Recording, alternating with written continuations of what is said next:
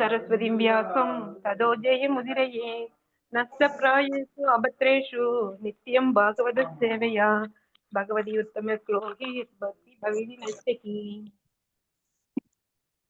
भागवत प्रार्थனை.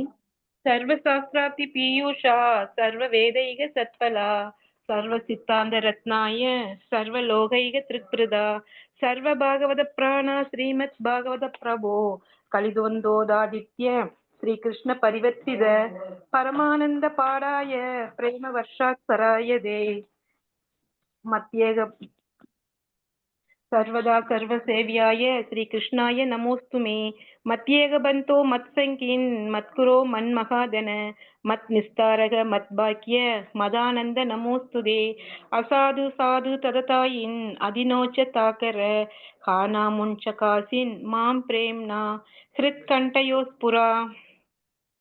மொழிபெயர்ப்பு. ஓ எல்லா வேத இலக்கியங்களிலிருந்தும் கடைந்தெடுக்கப்பட்ட அமிர்தமே, வேதங்களின் மிக முக்கியமான ஆன்மீக பழமை மற்றும் எல்லா தத்துவங்களின் முடிவுகளான ஆபரணங்களை கொண்டவரே, உலக மக்களுக்கு ஆன்மீக பார்வையை கொடுப்பவர் மற்றும் வைஷ்ணவர்களின் உயிர் மூச்சாக விளங்குபவரே, பகவானே, நீர் கலியுகத்தின் இருளை போக்குவதற்காக உதித்த சூரியன். உண்மையில் நீர் எங்களிடம் திரும்பி வந்த கிருஷ்ணர். ஓ ஸ்ரீமத் பாகவதமே, உங்களுக்கு என் பணிவான வணக்கங்கள். உங்களை படிப்பவர்கள் உன்னத ஆனந்தத்தை அடைவார்கள், ஏனெனில் உங்கள் எழுத்துக்கள் அவர்களுக்கு தூய பக்தி தொண்டை பொழிகின்றது. நீங்கள் பகவான் கிருஷ்ணரின் அவதாரமாக இருப்பதால் எப்போதும் அனைவரும் உங்களுக்கு தொண்டு புரிய வேண்டும். ஓ ஸ்ரீமத் பாகவதமே, ஓ என்னுடைய ஒரே நண்பரே, உடன் இருப்பவரே, என்னுடைய ஆசிரியரே, என்னுடைய மிகப்பெரிய சொத்துமாகவும் விடுவிப்பவராகவும் இருப்பவரே, என்னுடைய மிக நல்ல பாக்கியம் மற்றும் ஆனந்தமாக இருப்பவரே, என்னுடைய மரியாதை கலந்த வணக்கங்களையும் ஏற்றுக்கொள்ளுங்கள். ஓ ஸ்ரீமத் பாகவதமே, புனிதமற்றவருக்கும் புனிதத்தை வழங்குபவரே, மிகவும் வீழ்ச்சி அடைந்தவர்களை உயர்த்துபவரே, என்னை எப்போதும் கைவிட வேண்டாம். கிருஷ்ணருக்கான தூய பக்தி தொண்டருடன் எப்போதும் என் இதயத்திலும் தொண்டையிலும் தோன்றுவீராக. அறிவோம் தத்சத். ஹரே கிருஷ்ணங் மாதாஜி. தேங்க்யூ மாதாஜி. தேங்க்யூ மாதாஜி. ஸ்ரீமத் பாகவதம் 4வது ஸ்கந்தம் 8வது அத்தியாயம் ஸ்லோகம் 79. His Divine Grace Bhakti Vedanta Swami Srila Prabhupada ki jai. Yataikapatena sa parthivarpakas tastau tat angushta nibedita mahi nanama tatratam nibendra dishtita tarila சௌவ்யேதாத பதே பதே. ஹரே படிங்க மாதாஜி.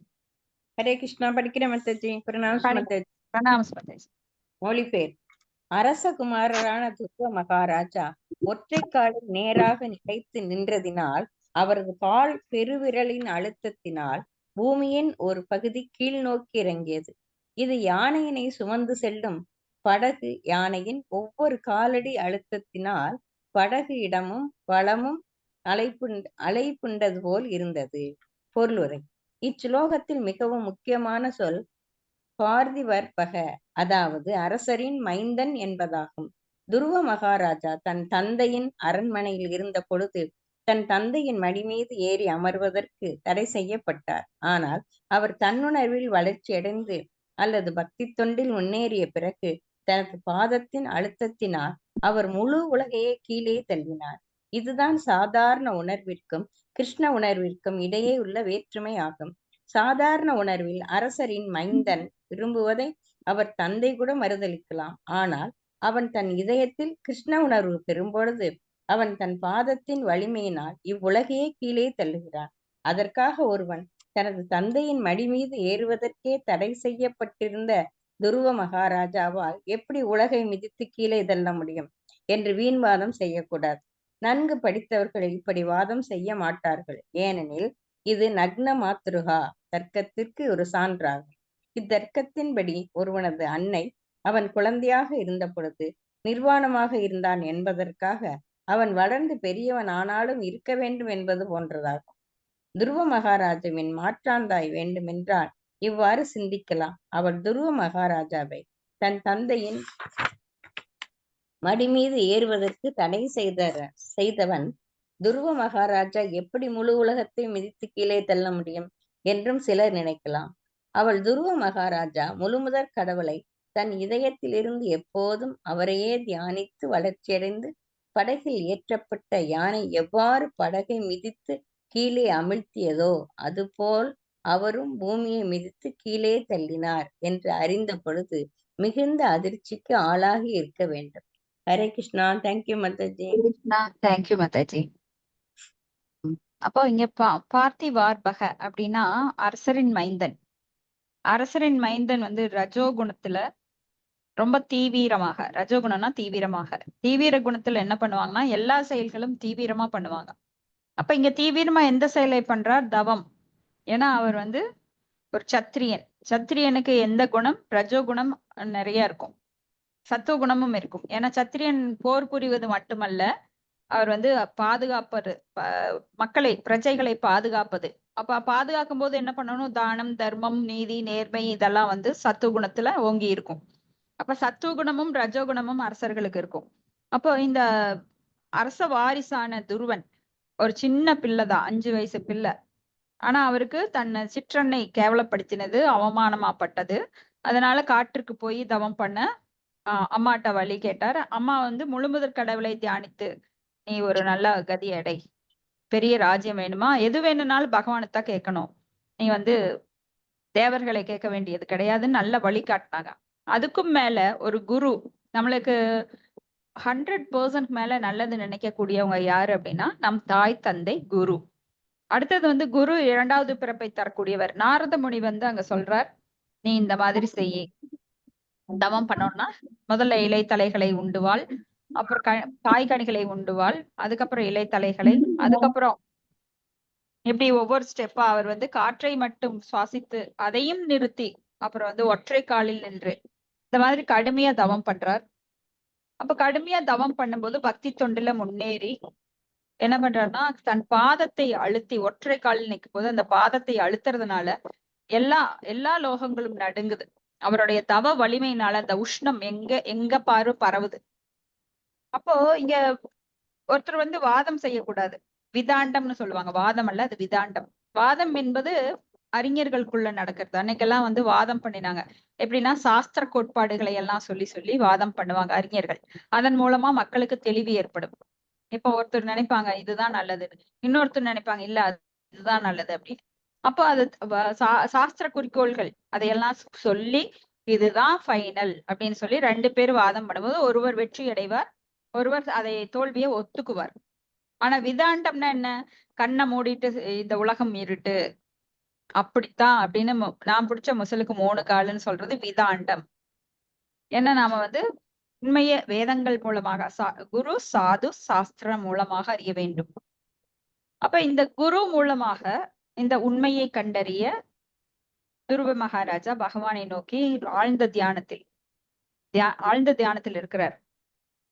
அதாவது இந்த ஜட உலகம் உண்மை அப்படின்னு நம்பி அத பெரிய ஒரு ராஜ்யம் வேணும், அப்பாவை விட, என்னோட தாத்தாவை விட, பிரம்ம தேவரை விட பெரிய ராஜ்யம் வேண்டும்.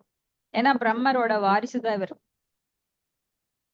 அப்போ அவரை விட பெரிய ராஜ்யம் வேணும்னு கேட்டு தவம் பண்றார். அப்ப என்ன ஆகுதுன்னா உலகமெல்லாம் நடுங்குது.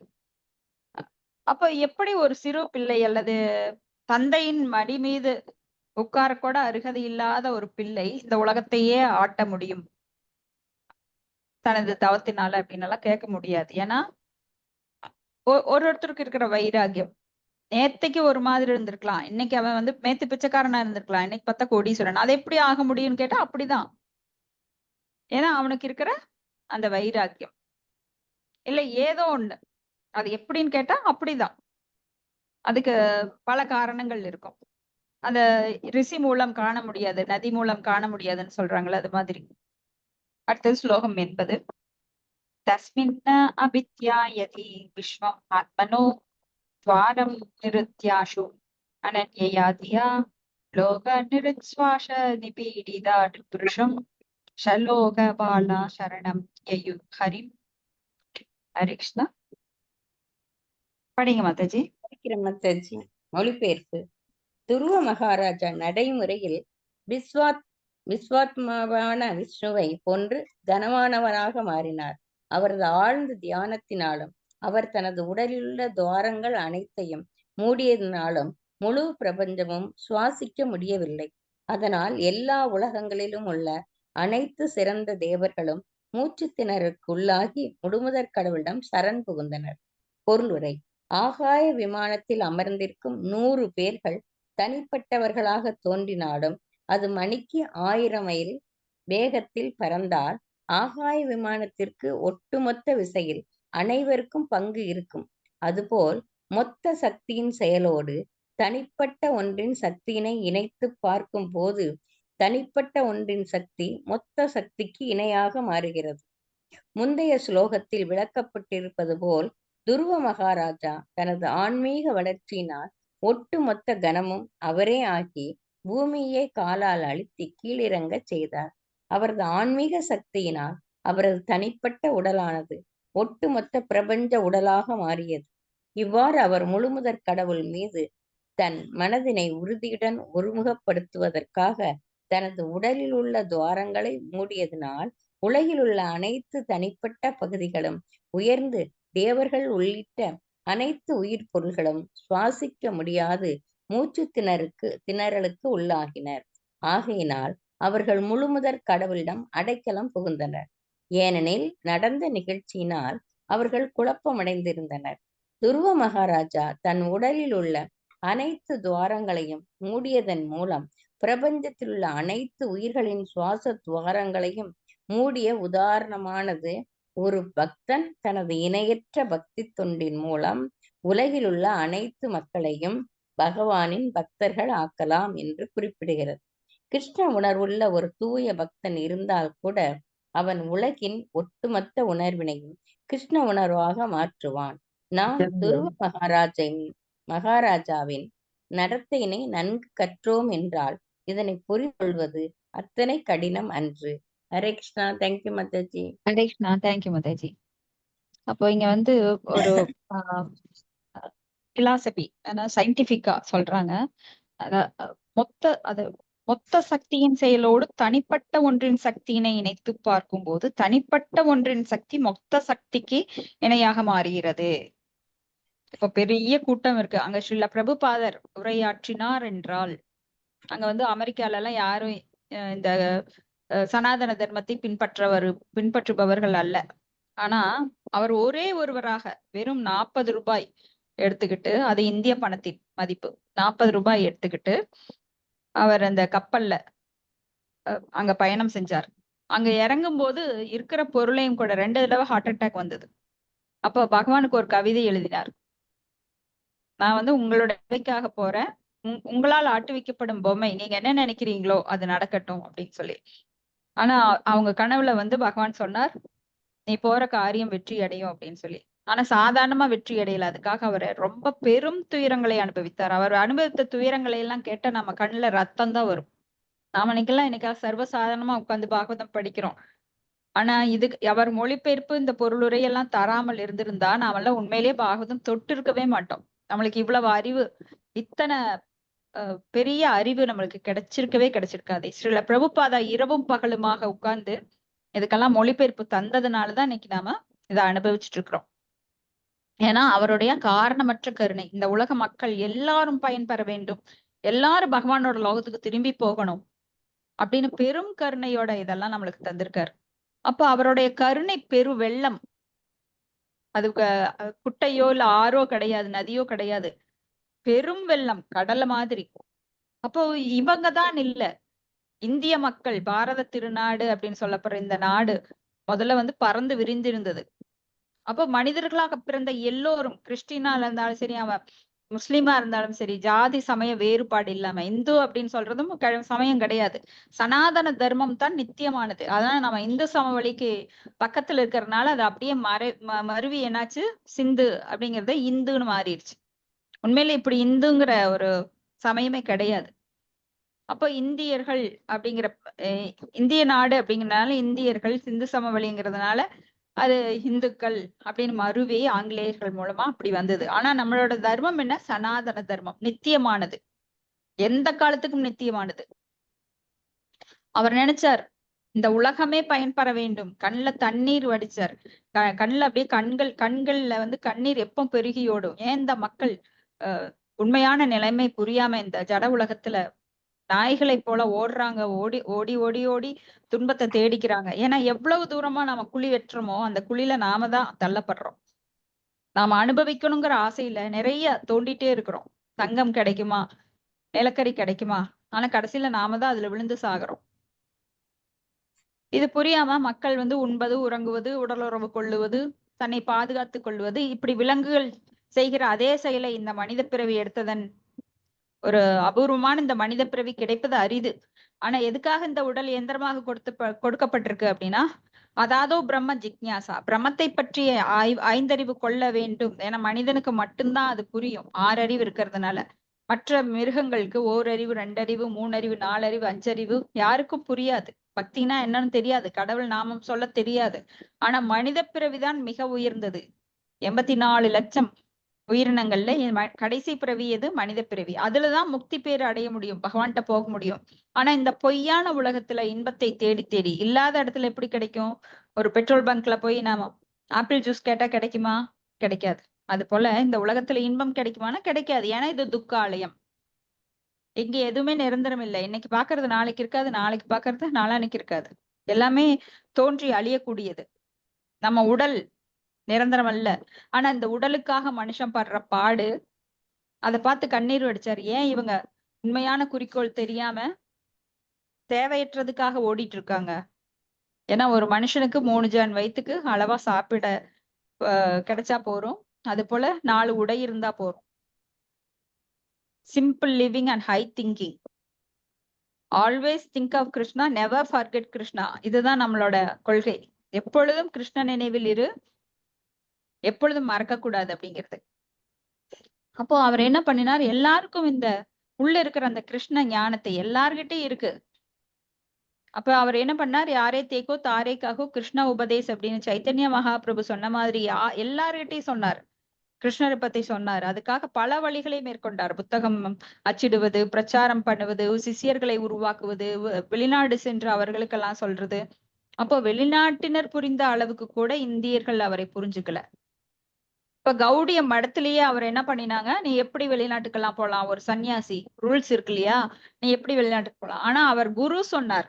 எப்பொழுதுமே ஒரு சட்டங்கள் அப்படின்னா அது பொய்மையும் வாய்மையாகும் அப்படின்னு திருவள்ளுவர் சொன்ன மாதிரி, எந்த இடத்துல எப்படி வளைஞ்சு போகணும் அப்படிங்கறது சட்டம்.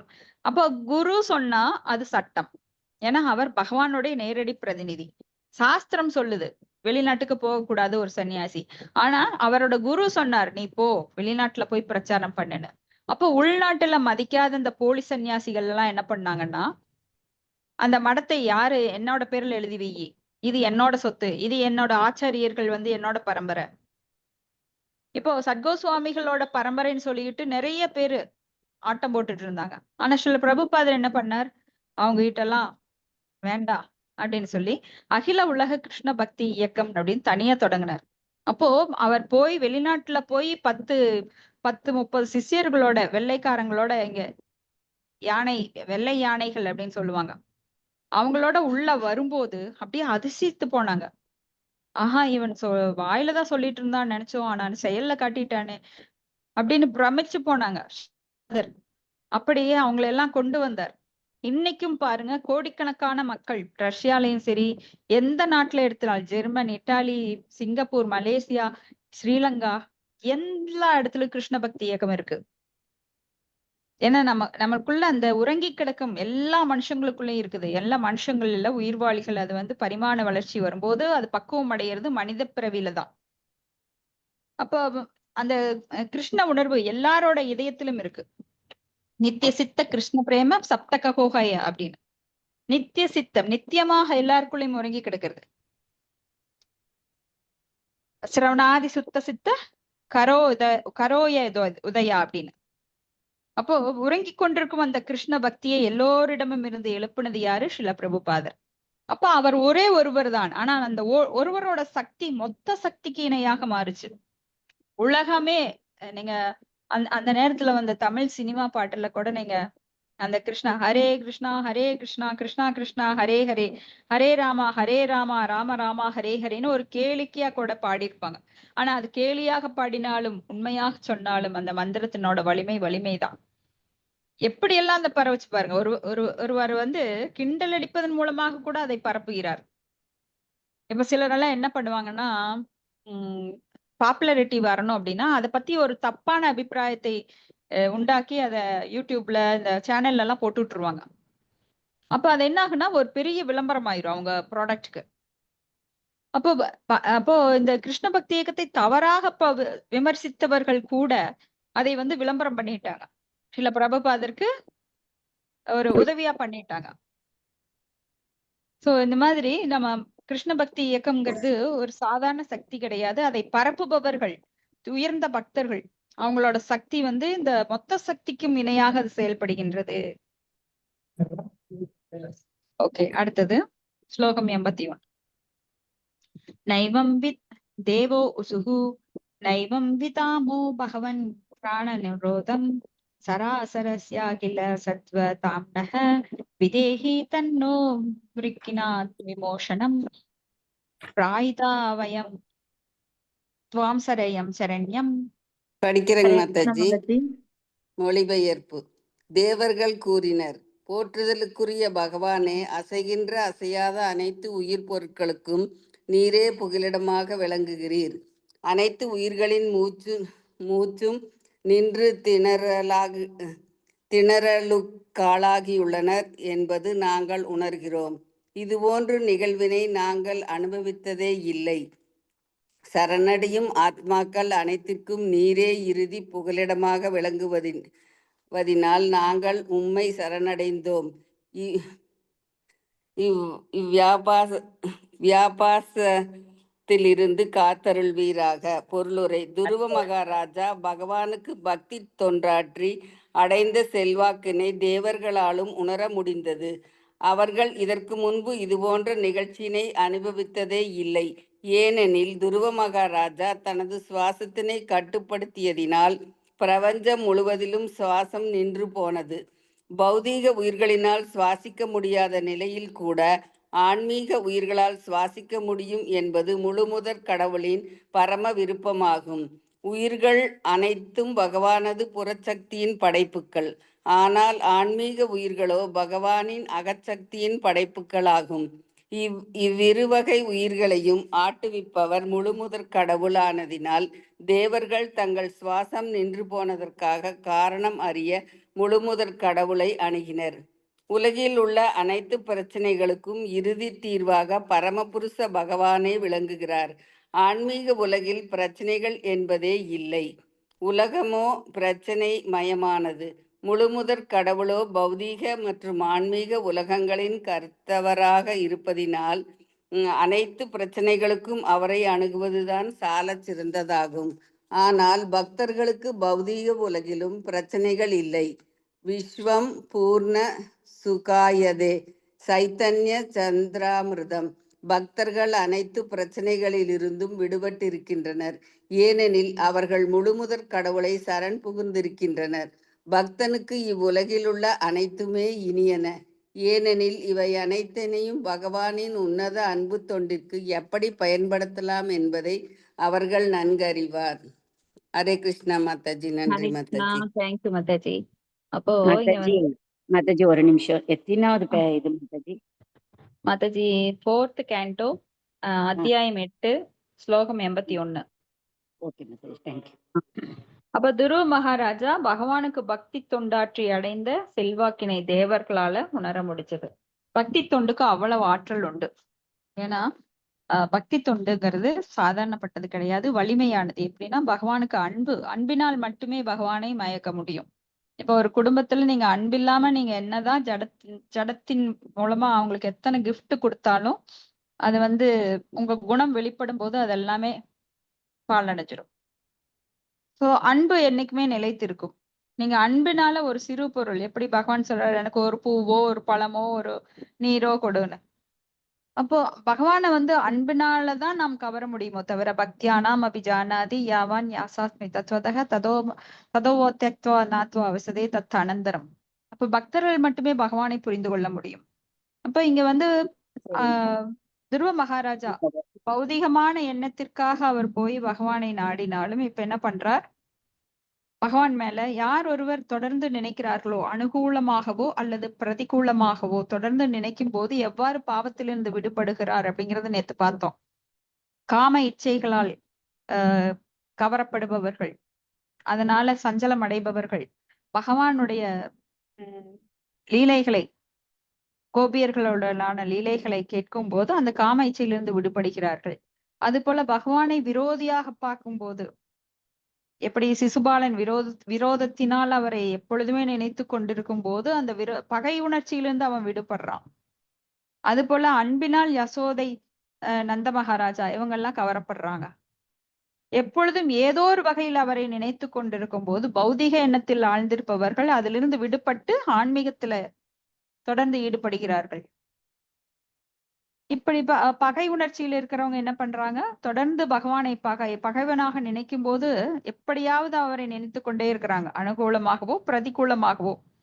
அப்போ பகை உணர்ச்சியில் இருக்கிறவங்க பிரதிகூலமா நினைக்கும் போது அதிலிருந்து விடுபட்டு அந்த பகை எண்ணம் அவர்களிடமிருந்து மறைந்து போகிறது, அவங்களுக்கு முக்தி பேர் கிடைக்கிறது, சாயுஜ முக்தி. இப்படி ஏதோ ஒரு விதத்தில் பகவானை நினைத்து கொண்டிருக்கும் போது, அப்ப துருவ மகாராஜா என்ன பண்ணினார், தனக்கு செல்வம், பெரிய ராஜ்யம் வேண்டும் என நினைத்து கொண்டிருக்கும் போது அவரது உள்ளம் தூய்மை அடைகிறது.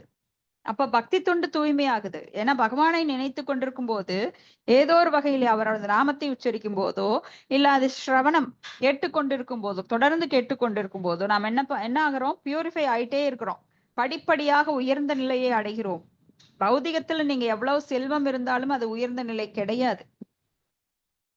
அது வந்து மீண்டும் பிறப்பு, இறப்பு, மூப்பு, பிணி அப்படிங்கிறதுல சிக்க வைக்கக்கூடியது. ஆனா ஆன்மீகத்துல நீங்க உயர்வடையும் போது அது கணக்கில் அடங்காது. எத்தனை கோடி கொடுத்தாலும் அதுக்கு இணையாகாது. அப்ப ஆன்மீகத்தில் உயர்ச்சி அப்படிங்கிறது ரொம்ப உயர்ந்த ஒன்று. ஓகே, ஆன்மீகத்தில் உயர்ந்த ஒரு நிலை. அது வந்து எத்தனை அனந்தன எல்லையற்ற ஒரு பெரிய மதிப்பீடு. அதுக்கு வந்து நாம இவ்வளவுதான் கணக்கிட முடியாது. இவ்வளவு கோடிக்கு மதிப்பா, இல்லப்பா $1 மில்லியன் கொடுத்தா மதிப்பா, அதெல்லாம் கிடையாது. இது மிக மிக உயர்ந்த சொத்து என்னன்னா ஆன்மீகத்தில் நாம் உயர்வடைவதே. அப்ப பௌதிகமானது எல்லாமே ரொம்ப கீழ்த்தரமானது. என்னவா இருந்தாலும், நீங்க கோடிக்கணக்கான டாலர் வச்சிருந்தாலும் அது கீழ்நிலைதான். ஆனா ஆன்மீகத்துல ஒரு சிறு உயர்வும் அவ்வளவு மதிப்பு. அப்ப பக்தி தொண்டு மிகப்பெரிய ஆற்றல் கொண்டது. பக்தி தொண்டு எவ்வளவு ஆற்றல் கொண்டது அப்படிங்கறத நாம மேலும் மேலும் பாகவதத்துல படிக்கும்போது அவ்வளவு இனிமையா இருக்கும். பக்தி தொண்டு ஆற்றல் மிக்கது, ஆற்றல் மிக்கது, ஆற்றல் மிக்கது. அதை தவிர வேறு வழி இல்லை, வேறு வழி இல்லை, வேறு வழி இல்லைன்னு எல்லா புராணங்கள், இதிகாசங்கள், உபநிஷங்கள் எல்லாமே சொல்லுது. ஏன்னா அது ஒண்ணுதான் நிலைத்தது, மற்றதெல்லாம் நிலையற்றது. இது மங்களகரமானது, மற்றதெல்லாம் மங்களகரமற்றது அப்படின்னு சில பிரபுபாதர் நல்லா நம்மளுக்கு ஆணி அடிச்ச மாதிரி நிறைய விஷயங்களை நம்ம இதயத்துக்குள்ள ஏத்துறார். அது மாதிரி இங்க துருவ மகாராஜா பக்தி தொண்டின் மூலமாக தூய்மை அடைகிறார். முதல்ல மன தூய்மை, அவருக்கு களங்கம் இருந்தது, பௌதிக களங்கம் இருந்தது, ராஜ்யம் வேணும்னு. ஆனா பகவானை தொடர்ந்து நினைக்கும் போது என்ன ஆகுது, அந்த களங்கங்கள் நீங்கி அவர் பியூரிஃபை ஆயிட்டார்.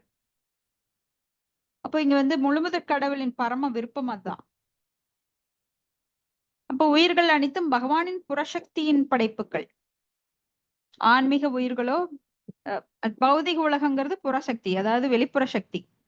ஆனா ஆன்மீக உயிர்கள், நம்மளுக்குள்ள இருக்கிற ஆத்மா யாரோடது, பகவானோட அங்கத்துணுக்கு நாம் எல்லாருமே. அது வந்து பகவானுடைய இன்டர்னல் பொட்டன்சி, அகச்சக்தி.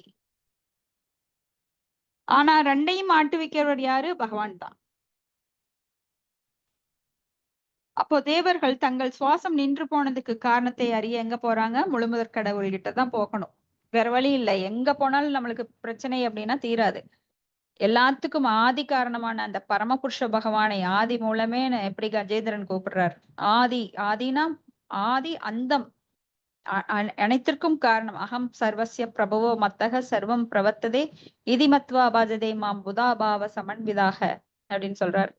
எல்லா காரணங்களுக்கும் காரணமான அந்த ஆதி மூலத்தை ஒருவர் நாட வேண்டும். நம்மளுக்கு இப்போ ஜட்ஜு தெரியும், சுப்ரீம் கோர்ட் ஜட்ஜு தெரியும்னா நாம ஏன் இங்க ஒரு லாயர் கிட்ட போராடிட்டு இருக்கணும்? அங்கேயே போய் நாம வந்து அவர்கிட்ட கேட்டு எல்லா பிரச்சனையும் சால்வ் பண்ணிடலாம். ஒரு எம்டி தெரியும்னா நீங்க போய் வாட்ச்மேன்ல இருந்து பர்மிஷன் கேட்க வேண்டியதில்லை. உள்ள போக விடுவியா, அப்புறம் போய் ஒரு டிபார்ட்மெண்ட்ல கேட்டு பர்மிஷன் கேட்டு, அப்புறம் அவர் பிஏட்ட கேட்டு, இப்படியெல்லாம் நீங்க போக வேண்டிய அவசியமே இல்லை. நேரா எங்க போவீங்க? எம்டி கிட்ட. எந்த முட்டாளாவது எம்டி தெரியும் ஆனா நான் வாட்ச்மேன்ட்ட போய் கெஞ்சிட்டு இருக்கிறேன்னு சொல்லுவாங்களா? கிடையாது. அது மாதிரி நம்ம தேவர்கள்ட்ட போக வேண்டிய அவசியம் இல்லை. ஏன்னா தேவர்களுக்கு பிரச்சனைனால எங்க போடுறாங்க? கடவுள்கிட்ட. கடவுள் சொல்றாரு எங்கிட்டயே வான்னு. சர்வதர்மான் பரித்தச்ச மாம் ஏகம் சரணம் ரஜ அப்படிங்கிறாரு. என்னை சரணடின்னு சொல்றாரு. கடவுளே அப்பாயின்மெண்ட் கொடுத்துட்டாரு. அப்புறம் ஏன் நீங்க தேவர்கிட்ட போய் அவங்க கிட்ட கெஞ்சிட்டு நேரா கடவுள்கிட்டயே போயிடலாம் நாம. அப்படித்தான் துருவ மகாராஜா போனார். அவர் அத பகவான்கிட்ட அவர் அந்த அன்பு தொண்டு பக்தி தொண்டு எடுத்து பண்ணும்போது பியூரிஃபை ஆகி அத உலகமே அவரோட தவத்துக்கு நடுகுது.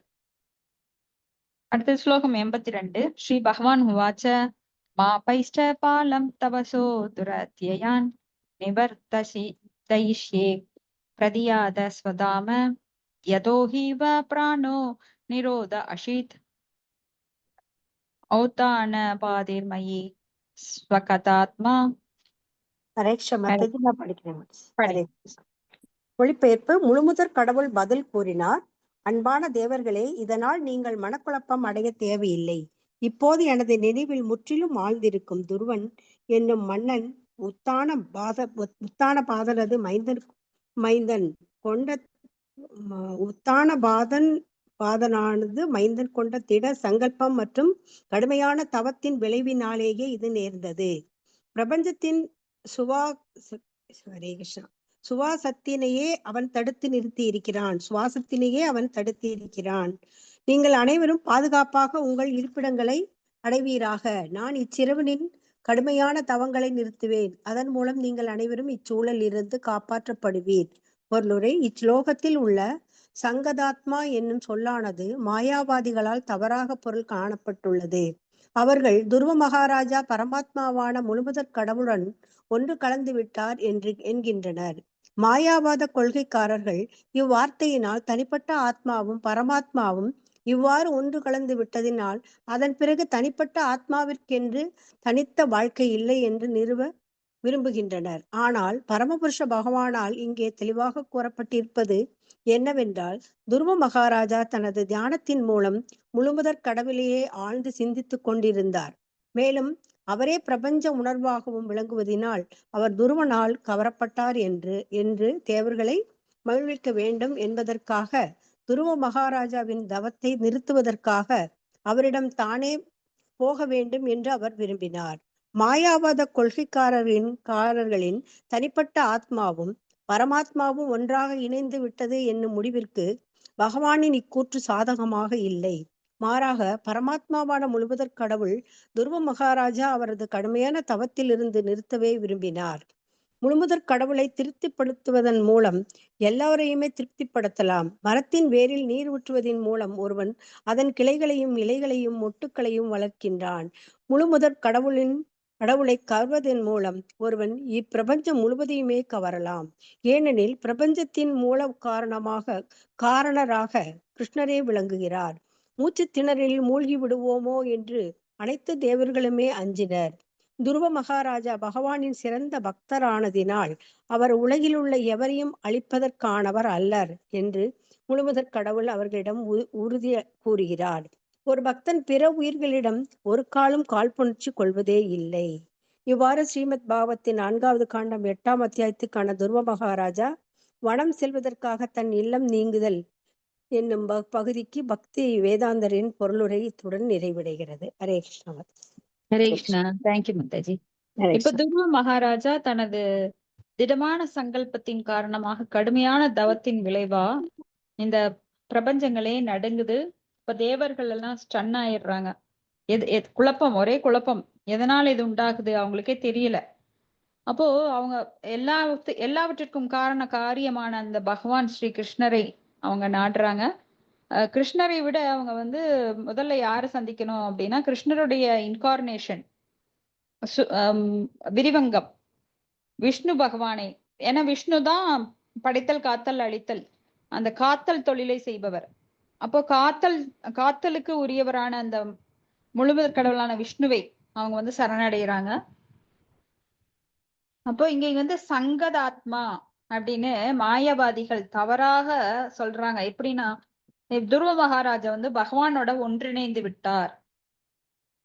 அப்படி கிடையாது. யாருமே பகவானுடன் ஒன்றிணைய முடியாது. பகவத்கீதையில நாம 2வது அத்தியாயத்துல ஆத்மாவின் நிலை என்ன, அது நித்தியமானது, அது போல அதை கொல்லவோ எரிக்கவோ இல்ல அதை வந்து காற்றினால் மறைந்து போகவோ எதுவுமே செய்ய முடியாது. ஆத்மா தனிப்பட்டது, அது நித்தியமானது, அது வந்து அழிக்கப்படுவதும் இல்லை, ஆக்கப்படுவதும் இல்லை. அது நித்யோ நித்யானாம் சேதன சேதனானாம் ஏகோ பகுனான் யோ விததாதி காமான் அப்படின்னு நித்தியமான ஆத்மாக்கள் நித்தியமான ஒருவரால், அனைத்திற்கும் தலைவரான நித்தியமான தலைவரால் அது பாதுகாக்கப்படுகிறது அப்படின்னு பாக்குறோம்.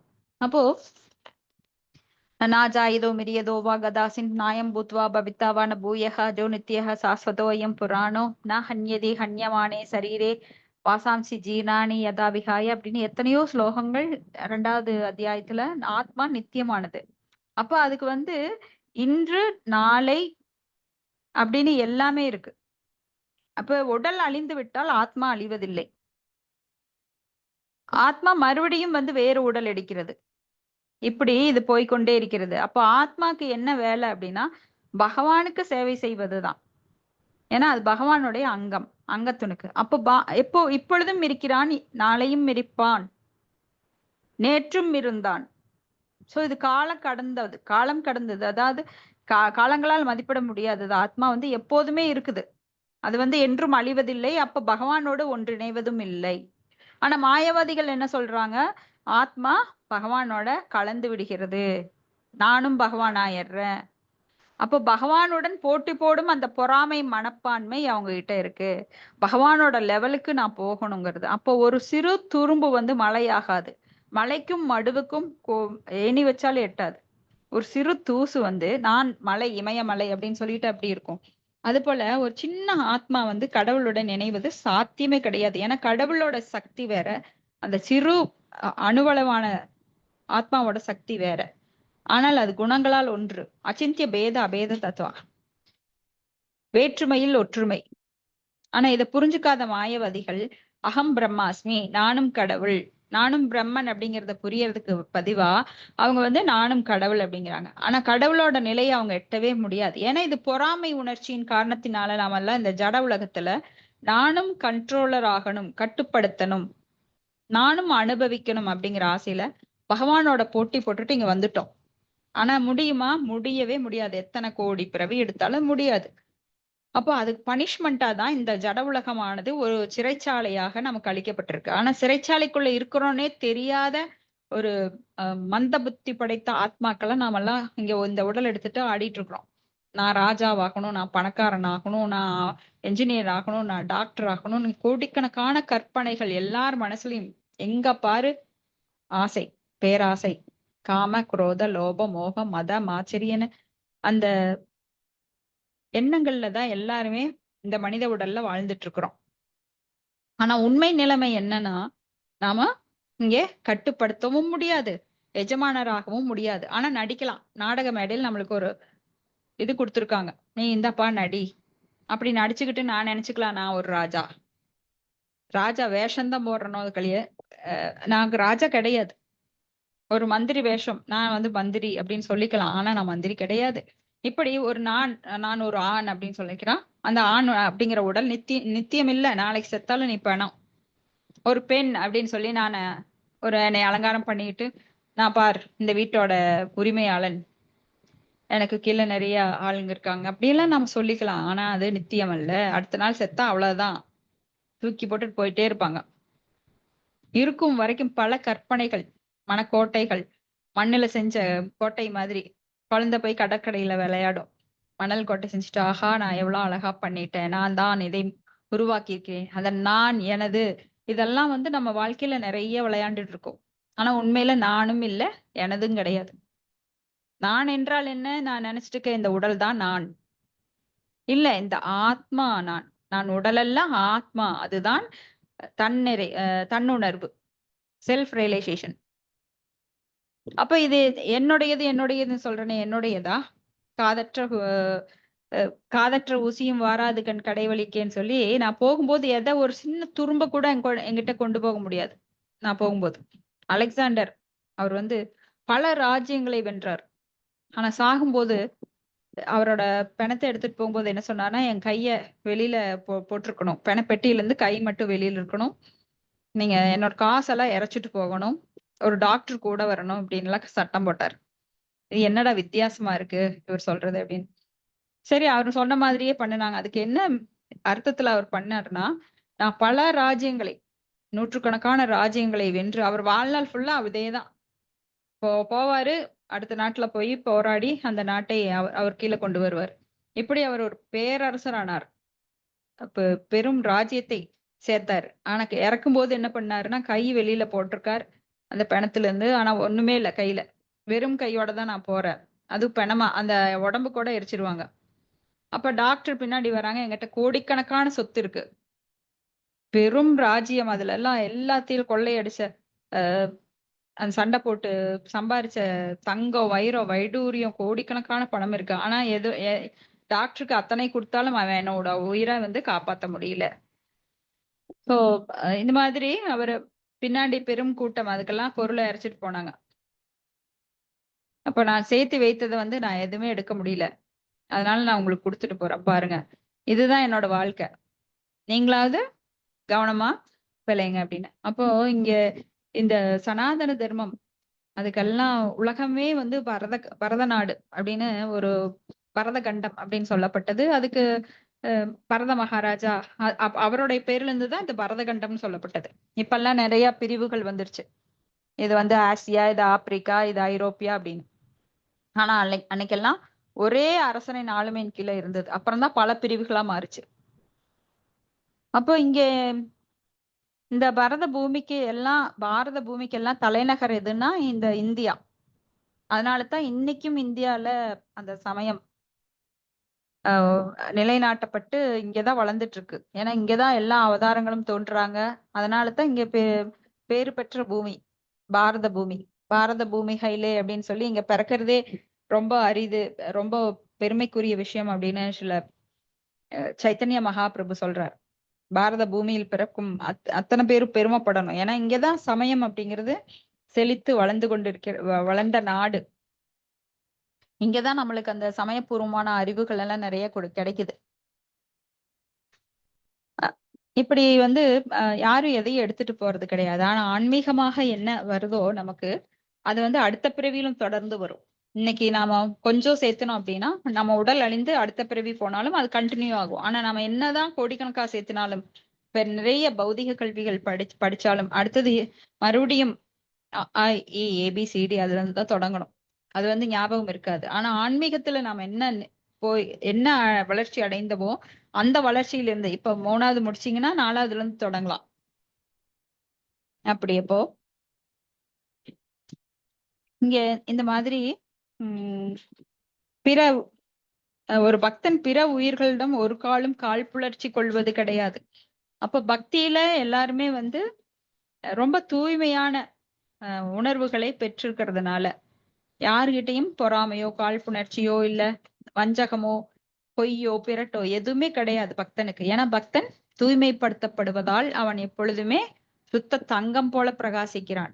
பக்தர்களோட முகத்தை பாருங்க, தெரியும், எப்பவுமே பிரகாசமா இருக்கும். அவங்க அதிகமா கவலைப்படுறதெல்லாம் கிடையாது பௌதிகத்துக்காக.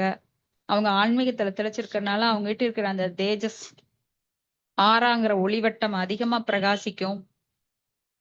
ஏன்னா ஒரு பக்தன் கிட்ட ஹராவ் அபக்தஸ்ய மகத் குணா அப்படிங்கிற மகத்குணங்களா மிகச்சிறந்த குணங்கள் வெளிப்படும். ஆனா பக்தன் அல்லாதவனிடம் பாத்தீங்கன்னா எப்பொழுதுமே ஒரு சோகம், கலக்கம், எப்ப பாரு ஒரு என்னடா வாழ்க்கைன்னு ஒரு சலிப்பு, போட்டி, பொறாமை, கத்தல், சண்டை, இது மாதிரி எல்லாமே வெளிப்படும் உங்ககிட்ட. அடுத்தது அத்தியாயம் 9, துருவ மகாராஜா இல்லம் திரும்புதல். ஸ்லோகம் 1. மைத்ரேய உவாச்ச த ஏவம் உத்சன்ன பயா உருக்ரமே பிரதாவநாமா பிரத்யுங்க்ரீ விற்படம் सहस्राशीनीर्दशाभिदधो कर्तुमदा मतोर्वनं प्रत्यय திக்குயா கதக. ஹரே கிருஷ்ணா மலர்ஜி, நான் படிக்கிறேன். மொழிபெயர்ப்பு மற்றும் பொருளுரை. ஆசா பக்திவேதாந்த சுவாமி சில பிரபாத குருதேவிக்கு ஜெய். மொழிபெயர்ப்பு. மாமுனிவர் மைத்ரேயர் விதுரரிடம் கூறினார். முழுமுதற் கடவுளின் உறுதிமொழியினை கேட்டு தேவர்கள் அனைவரும் தங்கள் அச்சம் நீங்கி அவரை தொழுது தங்களுக்குரிய தேவலோகங்களுக்கு திரும்பிச் சென்றனர். சகஸ்ரீசர் ஷா அவதாரத்திற்கும் தனக்கும் வேறுபாடில்லாத பகவான் தனது கருட வாகனத்தின் மீது அமர்ந்து தனது தொண்டனான துருவனை காண்பதற்கு மதுவனம் காட்டிற்கு சென்றார். பொருளுரை. கர்ப்போதக சாயி என்றறியப்படும் முழுமுதற் கடவுளையே சகஸ்ர சீர்ஷா என்னும் வார்த்தை குறிப்பிடுகிறது. கர்ப்போதக சாயி விஷ்ணுவாக பகவான் தோன்றியிருந்தாலும் கூட இங்கே அவர் சகஸ்ர சீர்ஷா விஷ்ணு என்று அழைக்கப்படுகிறார். ஏனென்றால் கர்ப்போதக சாயி விஷ்ணுவிற்கும் அவருக்கும் வேறுபாடு கிடையாது. சீல சனாதன கோஸ்வாமி தனது பாகவதாமிரத்தில் அச்சமயத்தில் தோன்றிய சகஸ்ர சீர்ஷா முழுமுதற் கடவுள் புரூஸ்நிகர் என்றறியப்படும் அவதாரம் ஆவார் என்று குறிப்பிடுகிறார். அவர் துருவ மகாராஜா வசிப்பதற்காக துருவலோகம் எனும் உலகினை படைத்தார். ஹரே கிருஷ்ணா மலர்ஜி. தேங்க்யூ மலர்ஜி. தேங்க்யூ. சோ இங்க வந்து துருவ மகாராஜாவுடைய கடுமையான தவத்தினால் உலகமெல்லாம் அதிர்கிறது. அப்போ உலகத்துல இருக்கிற தேவர்கள் எல்லாம் ஏன் இப்படி ஆகுது அப்படின்னு சொல்லி கடவுள்கிட்ட போய் சரணாகதி அடைகிறாங்க. ஏன்னா எந்த ஒரு பிரச்சனைனாலும் தேவர்கள் எங்க போவாங்கன்னா முழுமுதற் கடவுள்கிட்ட போவாங்க. இப்போ முழுமுதற் கடவுளான பகவான் விஷ்ணு அவங்க கிட்ட சரி நான் சரி பண்றேன் அப்படின்னு சொல்லி அவங்களுக்கெல்லாம் பாதுகாப்பு கொடுக்கிறார். அப்போ கடவுள் வந்து தானே நேர்ல போறார். யாருகிட்ட? துருவ மகாராஜாட்ட. இப்போ ஒரு பக்தனுக்கு கிடைக்கும் பேரு பாருங்க. கடவுள் வந்து ஒரு கஜேந்திரனாக யானை கூட ஆதி மூலமேன்னு கூப்பிடும்போது அவர் தான் நேர்ல போறார். கருடன் மேல ஏறி தன்னோட துண்டை காண துணிய காணன்னு அவர் அப்படியே தோல்ல போட்டிருக்கிற அந்த துண்டை கூட அப்படியே விட்டுட்டு போறார். அப்போ கருட வாகனன் விட்டுட்டு போறார். அப்ப கருட வாகனன் என்னை விட்டுட்டு போறீங்களே அப்படின்னு சொல்லி ஓடி போய் அவர்கிட்ட அவரை ஏத்திட்டு போறார். அந்த அளவு வேகமா போறார். அப்ப பக்தன் யார் என்னை கூப்பிடுவாங்கன்னு காத்துக்கிட்டு இருக்கார்.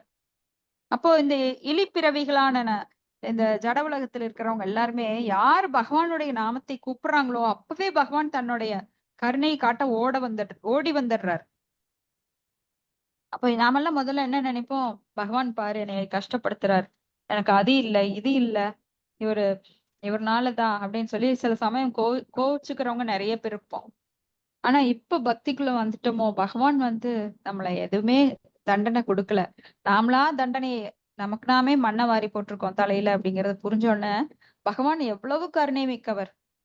சோ அவரது நாமத்தை ஒரு தடவை உருகி சொன்னால் போதும், அவர் வந்து நம்ம பாதுகாக்கறதுக்காக ஓடி வர்றார். எந்த நிலையிலும் பக்தர்களை அவர் கைவிடுவதில்லை. கௌந்தேய பிரதிஜானேகி நமே பக்த பிரணஷதி, என்னை நம்பினவர்களுக்கு அழிவதே இல்லை அப்படின்னு சொல்லி அர்ஜுனன் கிட்ட சொல்றார். ஏன் அவர் சொல்லல? பகவானே சொல்லலாமே என்னை நம்புபவர்கள் கைவிடப்படுவதில்லைன்னு. ஆனா அவர் சில சமயம் சத்தியத்தை மீறார். ஏன்னா பகவான் தூய்மையானவர் அப்படிங்கிறதுனால அவர் பொய்யே சொன்னாலும் சத்தியத்தை மீறினாலும் அவர் நன்றே செய்கிறார். எப்பொழுதும் அவர் வந்து செய்யும் செயல்ல எந்த குறையுமே இல்லை, சிறு களங்கம் கூட கிடையாது. என்ன சொல்றார்? நான் ஆயுதத்தை ஏந்த மாட்டேன்னு சொல்றார். ஆனா இங்க பீஷ்மரோ நீ ஆயுதத்தை எடுக்கணுங்கிறார். பீஷ்மர் ஒரு தூய பக்தர், அவருடைய ஆசையை நிறைவேற்றி ஆகணுமே. ஆனா நான் வந்து ஆயுதத்தை ஏந்த மாட்டேன்னு சொல்லிட்டேனே, அப்ப நான் முக்கியமா என் பக்தன் முக்கியமா? அவர் சொல்றாரு என் பக்தன் தான் முக்கியம். நான் வேணா கலங்கப்பட்டுறேன், ஆனா என் பக்தனுக்கு எனக்கு களங்கமே ஏற்பட்டாலும் பரவாயில்ல, என் பக்தன் வந்து ஆசையை நிறைவேற்றணும். சோ அதனால எடுத்துட்டார், சக்கரத்தை எடுத்துட்டு பீஷ்மரை நோக்கி வேகமா கோபமா போற மாதிரி போறாரு. ஆனா அவர் பீஷ்மர் உள்ளத்துல அதை ரசிக்கிறார். எப்படி நான் உன்னை எடுக்க வச்சுட்டேன் பாத்தியா? சோ இதெல்லாம் எவ்வளவு பியூட்டிஃபுல்லா இருக்கு கேக்குறதுக்கு. இப்போ பகவான் தன்னை வந்து என்னைக்குமே தன்னை உயர்த்தி கொள்ள அவர் நினைக்கிறதே கிடையாது. அவர் வந்து தன்னை நிறைய இடங்கள்ல தன்னை தாழ்த்தி கொள்வதை பார்த்தோம். எப்படி பாத சுவடுகளை பக்தர்களோட பாத சுவடுகளை வந்து அந்த அஸ்வமேத ராஜசூய யாகத்துல இவரு யுதிஷ்டர் பண்றார் ராஜசூய யாகம். அதுல பாத சுவடுகள் பக்தர்களோட அந்த யாகத்துக்கு வர்றவங்களுடைய பக்தர்கள்னு சொல்ல முடியாது, எல்லா மக்களும் வர்றாங்க, அவங்களோட பாசுவடுகளை எல்லாம் எடுத்து அடுக்கி வைக்கிறார். நாமெல்லாம் செய்வோமா? இன்னைக்கு கோயிலுக்கு போறோம், சர்வீஸ் கொடுக்குறாங்க, நீங்க பாருங்க வரவங்க செப்பல் எல்லாம் எடுத்து அடுக்கி வைங்க. உங்களுக்கு அவ்வளவு கேவலமா போச்சா என்ன அப்படின்னு சொல்லி கோயில் பக்கமே போக மாட்டோம் இல்லைங்களா?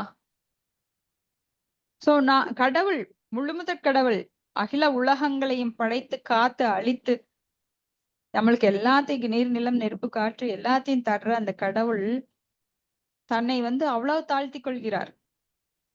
ஒரு பக்தனுக்கு காலம் தீ விடுறார். ஒரு பக்தன் வந்து நில்லுல நிக்கிறார், உட்கார்னா உட்கார்றார். சோ பக்தர்கள் வந்து பகவானை எப்படி ஆட்டுவிக்கிறாங்க. அவர் வந்து பக்தனுக்கு எப்படி வேணா மயங்கி விழுந்துடுறார். என்ன சொல்றார்? நான் பக்தனுக்கு நான் அடிமை அப்படிங்கிறார். பக்தன் இல்லாமல் நான் இல்ல அப்படிங்கிறார். சோ இங்க வந்து சகஸ்ர ஷீஷா அப்படின்னா நாம சகஸ்ரநாமம், அதுல கூட நாம சகஸ்ர ஷீஷா புருஷ அப்படின்னு சொல்லி பார்த்திருக்கிறோம். அப்ப அவர் வந்து சீரோதக சாய் விஷ்ணுவாக பகவான் தோன்றி இருந்தாலும் கூட இங்கே அவர் சகஸ்ர ஷீஷா விஷ்ணு என அழைக்கப்படுகிறார். ஏன்னா கர்ப்போதக சாய் விஷ்ணுக்கும் அவருக்கும் எந்த வேறுபாடும் கிடையாது அப்படின்னு சனாதன சுவாமி சொல்றார். அடுத்த ஸ்லோகம் 2. சவைதியா யோக விபாகதி உரையா ஹிருத்பத்ம கோஷே ஸ்புரிதம் தடித் பிரபம் திரோஷ்விதம் சகை சைலோகக்ஷி பகிஸ்திதம் தத் அவஸ்தம் தகர்ஷ. ஹரே கிருஷ்ணா. படிக்கிறேங்க மாதாஜி. மொழிபெயர்ப்பு. துருவ மகாராஜா தனது மனதில் ஆழ்ந்த தியானித்த பகவானின் உருவமானது மின்னலை போன்று ஒளிமயமானது. கன நேரத்தில் அவர் மனதினின்று அது மறைந்தது. அதனால் அவர் தியானம் தடைப்பட்டது. துருவன் குழப்பமடைந்தார். ஆனால் அவர் விழித்திறந்து பார்த்த பொழுது அவர் மனதிலிருந்து அதே முழுமுதற் கடவுள் அவர் கண்ணெதிரே நின்று கொண்டிருந்தார். பொருளுரை. யோக பயிற்சியினால் விளைந்த முதிர்ச்சியினால் துருவ மகாராஜா தொடர்ந்து முழுமுதற் கடவுளின் உருவத்தை தன் மனதில் சிந்தித்துக் கொண்டிருந்தார். திடீரென்று அவ்வுருவம் மறைந்தவுடன் அவரை தாம் இழந்து விட்டோமோ என்று நினைத்தார். குழப்பமுற்ற துருவ மகாராஜா தன் விழிகளை திறந்து பார்த்த பொழுது அவர் உள்ளத்தில் எண்ணிய பகவானின் உருவம் அவர் கண்ணெதிரே நின்று கொண்டிருந்தது. பிரம்ம சம்ஹிதை 5.38 கூறுகிறது, பிரம்மோஞ்சன ஸ்கரித பக்தி விலாசனே என்ற பக்தி தொண்டினால் முழுமுதற் கடவுளின் மீது கொண்ட அன்பில் வளர்ச்சியடைந்த மகான் பகவானின் உன்னதமான அழகிய வடிவத்தினை எப்போதும் தரிசித்துக் கொண்டிருப்பார். பக்தனது உள்ளத்தில் வீற்றிருக்கும் பகவானது அழகிய வடிவமானது கற்பனையானது அன்று. தனது பக்தி தொண்டில் முதிர்ச்சியடைந்த ஒரு பக்தன் தன் பக்தி தொண்டு முழுவதும் பகவானின் அழகிய வடிவத்தினை நேருக்கு நேர் காண்கிறான். எங்கும் நிறைந்துள்ள இறைவன் நிறைவானவர். ஆனால் பக்தனது உள்ளத்தில் இருக்கும் அவரது உருவமும், கோவிலில் இருக்கும் அவரது உருவமும், வைகுண்ட லோகம் மற்றும் பிருந்தாவன தாமம் போன்றவற்றில் இருக்கும் வடிவம் எல்லாம் ஒன்றே. அவை ஒன்றிலிருந்து மற்றொன்று வித்தியாசமானதன்று. ஹரே கிருஷ்ணா மாதாஜி. தேங்க்யூ மாதாஜி. ஹரே கிருஷ்ணா மாதாஜி. தேங்க்யூ. இப்ப யோக பயிற்சியில இங்க வந்து முதிர்ச்சி அப்படின்னா சமாதி நிலை. சமாதி நிலைன்னா வெளியில எந்த ஒரு தாக்குதலும் இல்லை, வெளிப்பொருளான அதான் வெளி உலகத்துல எந்த தொடர்பும் கிடையாது. ஆழ்ந்த சிந்தனையில பகவானுடைய லோகத்துல பகவானை பற்றிய அதே ஞாபகமாக தியானத்துல ஸ்மரணத்துல துருவ மகாராஜா வெற்றி அடைகிறார். அவர் வந்து பகவானோட ரூபத்தை தியானித்து கொண்டே இருக்கும்போது திடீர்னு அந்த உருவம் மறைஞ்சிருது. அவருக்கு ஒரே குழப்பம், என்னடா அப்படின்னு கண்ணை விழிச்சு பாக்குறார். கண்ணு முன்னாடி அவர் யாரை தியானித்தாரோ அவர் கண்ணு எதிரில நிக்கிறார். இப்ப பிரம்ம சம்ஹிதை என்ன சொல்லுது நமக்கு? பிரம்மா என்ன சொல்றாருன்னா, பிரேமேஞ்சனச்சுரித பக்தி விலோச்சனேன சந்தஸ் சதைவ ஹிருதயேஷு விலோகயந்தி யம் ஸ்யாம சுந்தரமசிந்திய குணஸ்வரூபம் கோவிந்தமாதி புருஷம் தமஹம் பஜாமி. பிரேமேஞ்சன சுரித பக்தி விலோச்சனேன. அதாவது பிரேமை என்னும் அஞ்சனம் பூசப்பட்ட கண்களால் மட்டுமே பகவானை காண முடியும். இந்த ஜடக்கண்களால் அல்ல. யார்கிட்ட பிரேமை இல்லையோ, பாவா பிரேமா அப்படின்னு ஒவ்வொரு நிலையை அடைந்து முக்தி அடைந்து கடைசி நிலை என்ன? பிரேமை. அந்த பிரேமை நிலை வந்து நம்ம ஜட உலகுல இருக்கிற அந்த அந்த நிலை வந்து நம்மளுக்கு தெரியவே தெரியாது. ஜட உலகுல இருக்கிறோமா, இங்க இருக்கிற அந்த தாக்குதலே இருக்காது. நம்ம கண்ணுக்கு எதுவுமே தெரியாது. எல்லாம் எங்க பாரும் பகவான் பகவான் பகவானோட ரூபம். நாம இருக்கிற இது வந்து ஜட உலகமாக இருந்தாலும் முக்தி பெற்ற ஆத்மாவாக நம்ம எப்பவுமே பகவானோடைய சிந்தனையில ஒரு தூய பக்தன் இருப்பார். அவர் வந்து தனது மனக்கண்களால், அகக்கண்களால், புறக்கண்களால் கிடையாது. புறக்கண் அப்படிங்கிறது குருட்டு கண்ணு. அது ஜடத்தை வந்து தான் பார்க்கும் நிலையில தான் அது உணர்ந்து கொள்ளும். ஆனா அகக்கண்கள் உண்மையை தெளிவாக உணர்ந்து ஞானக்கண்கள் மூலமாக, சக்ஷு ஞான சக்ஷு, அதன் மூலமாக பார்க்கும்போது அவன் ரொம்ப தெளிவா பகவானோட லோகத்துல என்ன நடக்குதோ அந்த லீலைகளை எப்பொழுதுமே தியானித்து கொண்டிருப்பார். நம்மளே எப்படி இப்ப சினிமா பாக்குறோம், அத மாதிரி மனக்கண்களால பகவானோட லோகத்துல பகவான் என்னென்ன லீலை பண்றாருன்னு பார்த்துட்டே இருப்பாங்க அந்த தூய பக்தர்கள். அதனால பகவானை விட்டு ஒரு நிமிடம் கூட அவர்களால அகல முடியாது. அது எவ்வளவு உயர்ந்த நிலை. அந்த பிரேமை நிலையில அந்த உயர்ந்த நிலை வந்து எக்ஸ்டசி. அத பல விதங்கள்ல வெளிப்படுத்துவாங்க. அதாவது வெளியில அவங்க வந்து யார் பாக்குறாங்கன்னு நினைக்க மாட்டாங்க. ஆடுவாங்க, பாடுவாங்க, சிரிப்பாங்க. ஆனா அடுத்தவங்களுக்கு என்ன தெரியும்? இவன் ஒரு பைத்தியக்காரன். நிறைய பேரு அவங்களெல்லாம் நிறைய அப்படித்தான் மதிப்பிடுவாங்க. ஆனா அவங்க அந்த மதிப்பெல்லாம் அவங்க எதிர்பார்க்கறது இல்ல. ஏன்னா இந்த ஜட உலகம் போய் இங்க இருக்கிற எல்லாரோட பார்வையும் போய் இதுக்கெல்லாம் மதிப்பு தர வேண்டிய அவசியம் அவங்களுக்கு கிடையாது. வீணான அந்த நேரங்களை அவங்க எல்லாம் அந்த அமிர்தமான மிகவும் அந்த மதிப்புடைய நேரங்களை வந்து அவங்க வீண் பண்றதே கிடையாது. எப்பொழுதும் பகவானோட தியானத்தில் இருக்கிறாங்க. இப்ப பக்தனது உள்ளத்தில் இருக்கும் அவரது உருவமும், கோயில் இருக்கிற உருவம், வைகுண்ட லோகம், பிருந்தாவன தாமம், இதுல இருக்கிற உருவம் எல்லாம் வேறுபட்டதே கிடையாது. ஏன்னா பகவான் எப்படி இருக்கிறார்? அந்த திரிபங்க ஃபார்ம்ல ஆலோ லட்சம் திரிலசத் வனவால்ய வம்சி ரத்னாங்கதம் பிரணய கேலி கலா விலாசம் ஷியாமம் திரிபங்க லலித நியத பிரகாசம் கோவிந்தமாதி புருஷம் தமஹம் பஜாமி அத்வைதமச்சுதமனாதிமனந்த ரூபம் ஆத்யம் புராண புருஷம் நவயவனம் ச வேதே சுதுர்லபமதுர்லபமாத்ம பக்தௌ கோவிந்தமாதி புருஷம் தமஹம் பஜாமி. அந்த நவ யவனம் ச என்றுமே மாறாத இளமை. திரிபங்க லலிதம், நியத பிரகாசம், அந்த ஷியாம சுந்தர ரூபம், 3 வளைவுகள் கொண்ட அந்த அழகிய ரூபம், புன்னகையுடன் அந்த அப்படியே அழகான அந்த சுருள் கூந்தல், மயிர் பீலி, அழகிய கண்கள், விரிந்த அகன்ற கண்கள், நேர்த்தியான அந்த நாசி, தாமரை இதழ் போன்ற அழகிய அந்த உதடுகள், அந்த முத்து போன்ற பற்கள், அவரது காதணிகள், அந்த காதணிகள் வந்து எப்படி இருக்கும்? அந்த யானை மரகத குண்டலம், அப்புறம் நீண்ட கழுத்து, அந்த கழுத்துல பாத்தீங்கன்னா வாடாத வைஜெயந்தி மாலை, வனமாலி, வனங்கள்ல பூத்திருக்கும் அந்த பூக்களோட மாலை, வனமாலி கதி சாங்கி சங்கி சக்ரி சனந்தகி ஸ்ரீமன் நாராயணோ விஷ்ணு வாசுதேவோ விரட்சதோ அப்படின்னு அழகிய அந்த இடை, அந்த இடையில பாத்தீங்கன்னா மஞ்சப்பட்டு வஸ்திரம், நீண்ட கால்கள், அந்த கால்கள்ல சலங்கைகள், தண்டை, வைரம், வைடூரியம், முத்துக்கள், பவளம் எல்லாத்தையும் ஜொலிக்கும். அந்த நகைகளால் அவர் அழகு பெறுகிறாரா, அவர் மூலமா அந்த நகைகள் அழகு பெறுகிறதா அப்படிங்கிறது சந்தேகமா இருக்கும். அப்படி அவர்கிட்ட இருந்து வர்ற தேஜஸ்ல அதுல பட்டு ஒலிக்குதா, இல்ல இந்த நகைகளோட ஒளியா, எதுவுமே புரியாது பாக்குறவங்களுக்கு. அப்படி பகவான் இருந்து வர பேரொளியில அந்த அதுல பட்டு பிரதிபலிக்கிறப்போ வண்ண வண்ணமாக வானத்துல வந்து அந்த வானவில் தோன்றுமே பல விதங்கள்ல, அப்படி பல விதங்கள்ல அவர்கிட்ட இருந்து அந்த ஒளி வெள்ளம் மிதந்து வருது. அப்படி பகவானுடைய திருமேனி பார்த்த உடனே அப்படியே மயங்கி போயிடுறாரு. அவரை கண்ட கண்கள் வேறொன்றை காண விரும்பாது. கோபியர்கள் அததான் சொல்றாங்க. ஹரே கிருஷ்ணா மாதாஜி வந்துட்டாங்க.